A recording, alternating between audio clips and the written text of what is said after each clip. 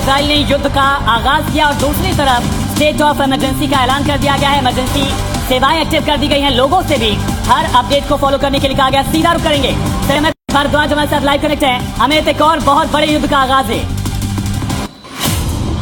देखिए, मैं आपको बता दूं कि तेहरान में धमाके हुए हैं और ये बड़ी कार्रवाई है। लगातार आशंकाएं जताई जा रही कि बड़ा हमला करेगा इजराइल। इजराइल ने हमला कर दिया।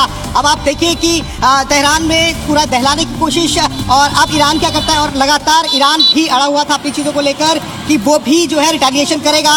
ये एक बड़ी चुनौती है ईरान के लिए। इजराइल ने हमला कर दिया। यूएस ऑलरेडी जो है वो सारी चीज़ों को लेकर बयानबाजी कर ही रहा था। तो उसके बाद ये जो आशंका थी, लगातार मीडिया नेटवर्क बता रहा था कि इजराइल हमला कर सकता है, और इजराइल ने हमला कर दिया। जी ठीक है, आप बने रहिएगा। Colonel Mayank Chaubey defence expert है, इस वक्त हमारे साथ जुड़ चुके हैं। कर्नल साहब, अब आप इसको कैसे समझाएंगे, क्योंकि इजराइल ने अटैक कर दिया ईरान पर, क्या अमेरिका अब सामने आएगा, अमेरिका भी अटैक करेगा, क्या हालात बनते हुए दिख रहे हैं? जी बहुत बहुत धन्यवाद। इस समय मैं अभी अपने सोर्स से बात कर रहा था इजराइल में।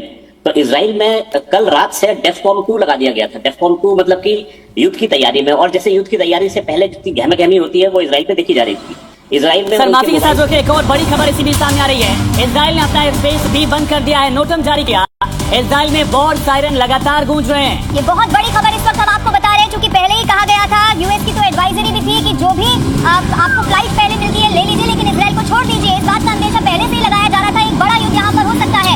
अब ईरान भी चूंकि पलटवार कर रहा है, तो इजराइल में भी एक के बाद एक वॉर सायरन बज रहे हैं। आयुष मयंक सर, इसे कैसे समझा जाए? 2 दिन पहले पीएम मोदी इजराइल में थे। अभी हमने देखा यूएसएस जलाल हाइफा पोर्ट पहुंचा है। क्या उसी का इंतजार किया जा रहा था कि इजराइल के लिए पूरा सुरक्षा घेरा बन जाए, उसके बाद इजराइल अटैक करेगा? बिल्कुल, मुझे भी ऐसे प्रतीत हो रहा था। मैं तो ये सोचता था कि ये अटैक शायद ना हो, और ये सिर्फ नूरा कुश्ती चल रही थी, ऐसा मेरे मन में विचार था। परंतु इजराइल ने ये एक्शन लिया, ये this came as a very big surprise. और इस समय हाल की स्थिति इजराइल में ये है कि वहां के नागरिकों को वार्निंग दी गई है कि वो अपने बंकर के पास ही रहे। आपको पता है कि इजराइल में हर घर में नीचे तहखाने बने हुए, जैसे कि बॉम्ब शेल्टर के रूप में काम करते हैं। अगर कोई ऐसी स्थिति बनती है तो तुरंत जाके ठीक है सर, आपको रोक रहे हैं।